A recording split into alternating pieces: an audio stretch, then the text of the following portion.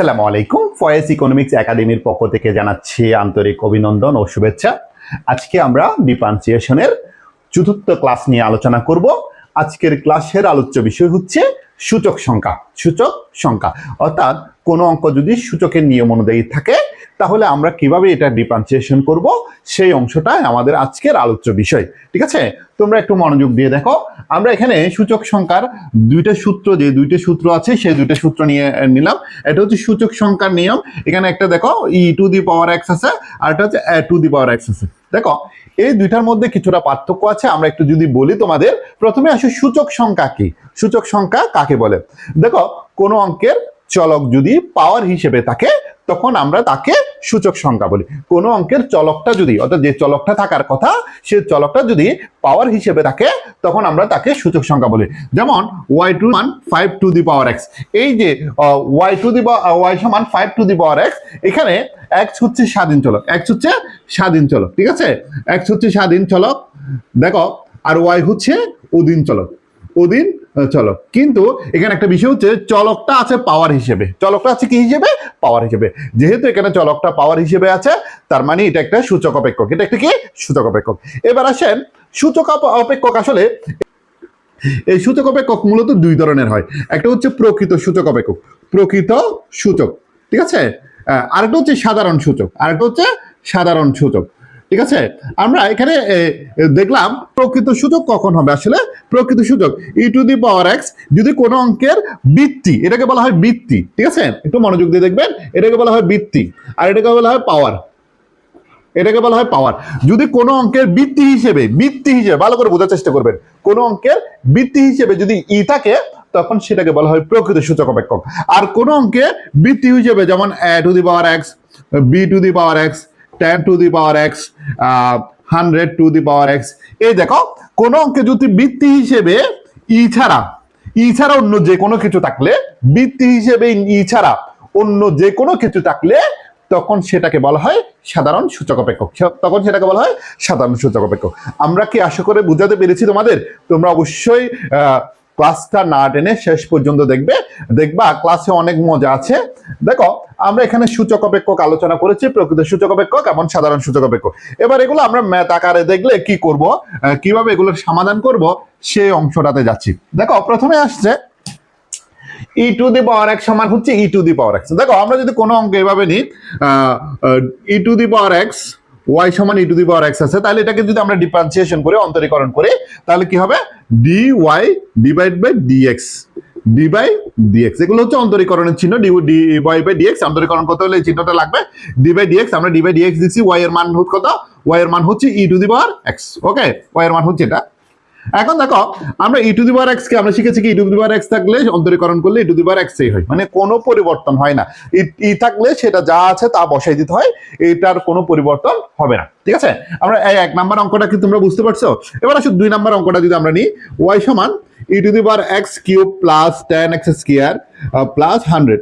যদি ধরো এর উপর অনেক কিছু আছে, যদি এর উপর অনেক কিছু থাকে তাহলে আমরা তখন কি করব? ঠিক আছে, আসো এবার আমরা আগের মতো dy/dx করব। প্রথমে dy dx, ওকে।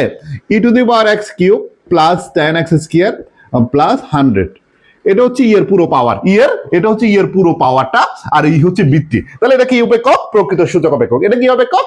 প্রকৃত সূচক অপেক্ষক। তোমরা কমেন্টে জানাবে এটা কি অপেক্ষক? প্রকৃত সূচক অপেক্ষক। এখন এই প্রকৃত সূচক অপেক্ষকটাকে আমাদের অন্তরীকরণ করতে হবে। তাহলে আমরা শিখেছি কি ex থাকলে কি থাকলে e⁴x থাকলে e⁴x হয়। তাহলে এর উপর পাওয়ার যাই থাকুক না কেন প্রথমে আমরা হুবহুব সেটা বসাই দিব। তাহলে e⁴x³ প্লাস 10x² প্লাস 100। দেখো আমরা যা আছে হুবহুব বসাইছি না? দেখো এটা আর এটা হুবহুব না? হুবহুব তো, হ্যাঁ। এটা যেহেতু হুবহুব বসাই দিছি, এখন আমরা কি করব? এখন কি আসো আমরা এর যে পাওয়ারটা, এটা কি শুধু x নাকি অনেক কিছু? যদি শুধু x না হয়ে অনেক কিছু হয়, প্লাস আকারে হয়, পাওয়ার আকারে হয়, গুণ আকারে হয়, যোগ আকারে হয়, অর্থাৎ যদি বাড়তি কিছু হয় তাহলে সেই অংশটাকে আমাদের আবার অন্তরকরণ করতে হবে। তাহলে আসলে সেই অংশটাকে, কোন অংশ? বাড়তি অংশটাকে ভালো করে বোঝার চেষ্টা করবা। বাড়তি যে অংশটা, এই বাড়তি অংশটাকে আমরা মূলত অন্তরীকরণ করতেছি। x³ প্লাস 10x² প্লাস 100, ওকে। এটাকে আমরা আবার অন্তরকরণ করবো। e⁴x³ plus 10x² plus 100।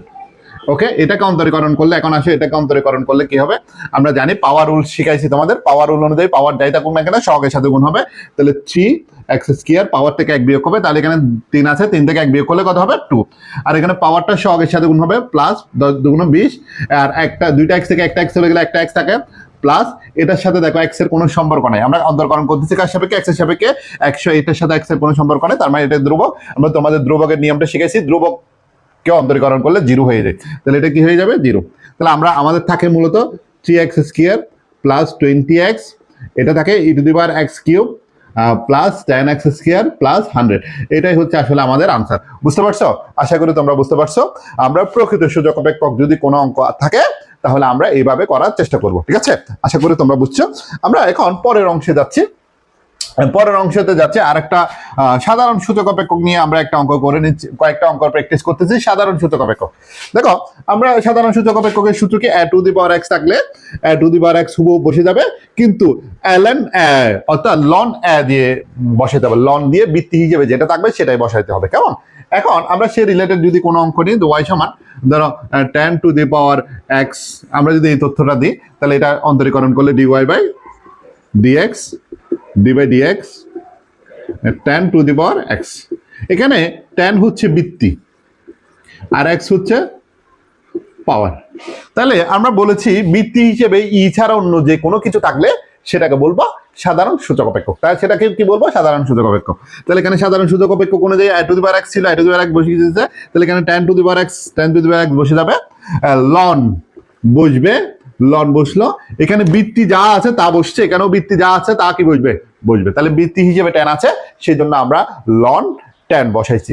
আশা করি তোমরা বুঝতে পারছো। এখন সেই রিলেটেড, এটা আমাদের 1 নম্বর অঙ্ক, সেই রিলেটেড আমরা যদি দ্বিতীয় অঙ্ক আলোচনা করি, দ্বিতীয় অঙ্কটা যদি দেখি, দেখো 50 tan 5x³ মাইনাস 5। আমরা যদি এই তথ্যটা যদি নিই, আমাদের এই অঙ্কটা যদি দেওয়া থাকে, ধরো জাস্ট এইটাই আছে, তাহলে আমরা কি করব, dy/dx d/dx আমরা চাইলে 50 tan x³ প্লাস 5 এই অংশটা আমাদের আছে। আমরা একটা লাইন প্রথমে এই কাজটা করতে পারি, 50টা সামনে নিয়ে আসতে পারি, d/dx tan x³ প্লাস 5। ওকে, এখন 50 তো আসলে সহগ হিসেবে আছে, এটা যা আছে তা থেকে যাবে। এখন দেখো তো, এটা হচ্ছে বৃত্তি, আসলে এটা হচ্ছে কি বৃত্তি, আর এটা হচ্ছে কি পাওয়ার। এখন আমরা শিখেছি কি, প্রথমে যা আছে হুবহু তা বসিয়ে দেব। প্রথমে কি আছে, tan x³ প্লাস 5, যা আছে তা হুবহু বসিয়ে দিবে, ঠিক আছে? যা আছে তা হুবহু বসিয়ে দিছি। এখন আরেকটা বিষয় হচ্ছে, এখন এই যে পাওয়ার যে অংশটা আছে, হ্যাঁ এখানে ln tan বসাইতে হবে, ln tan, অর্থাৎ আমরা সূত্রের কাজটা করে ফেলছিলাম। এরপরে এই পাওয়ার হিসেবে যে অংশটা আছে, সেটা যেহেতু বাড়তি অংশ আছে, সেই অংশটাকে আমাদের অন্তরীকরণ করতে হবে, সেই অংশটাকে আমাদের কি করতে হবে, অন্তরীকরণ করতে হবে। তাহলে আমরা পাওয়ার অংশটাকে আবার অন্তরীকরণ করতেছি ওই প্রকৃত সূচক অপেক্ষকের নিয়ম অনুযায়ী, অনেকটা সেম। ln tan এটাকে অন্তরীকরণ করলে তাহলে কি হবে, 3x², 5টা কি হয়ে যাবে 0, 5টা কি হয়ে যাবে 0। তাহলে আমরা এটা আর 50 এটা গুণ হবে 150x², আমরা এভাবে লিখতে পারবো tan x³ plus 5 ln tan। আবার এটার সাথে 50 গুণ হবে না, কারণ এখানে tanটা হচ্ছে বৃত্তি হিসেবে আছে স্যার, তাই এটার সাথে পূর্ণ সংখ্যা কি হবে না, গুণ হবে না। তাহলে আমরা কি বোঝাতে পেরেছি, আমরা সূচক অপেক্ষকের কোনো অঙ্ক থাকলে এভাবে সমাধান করার চেষ্টা করব। এরকম মজার অঙ্কগুলো তোমরা যদি সহজে ফ্রিতে করতে চাও, তাহলে তোমাদের এখনই জয়েন করতে হবে ফয়েজ ইকোনমিক্স একাডেমিতে, ঠিক আছে? তোমরা যদি ফয়েজ ইকোনমিক্স একাডেমিতে জয়েন করো, তাহলে এরকম ফ্রি অঙ্কগুলো একদম সুন্দর করে ফ্রি তোমরা ক্লাস করতে পারবে। এবং তোমাদের বন্ধু যারা আছে সবাইকে মেনশন করে দাও আজকের ক্লাসটা, সবাইকে জানাই দাও এবং সবাইকে গ্রুপে ইনভিটেশন পাঠিয়ে দাও। আশা করি তোমরা একটা ভালো প্রস্তুতি নিতে যাচ্ছ এই ফয়েজ ইকোনমিক্স একাডেমির সাথে। ভালো থাকবা, সুস্থ থাকবা, এই বলে আজকের মতো ক্লাসটা শেষ করছি। আসসালামু আলাইকুম।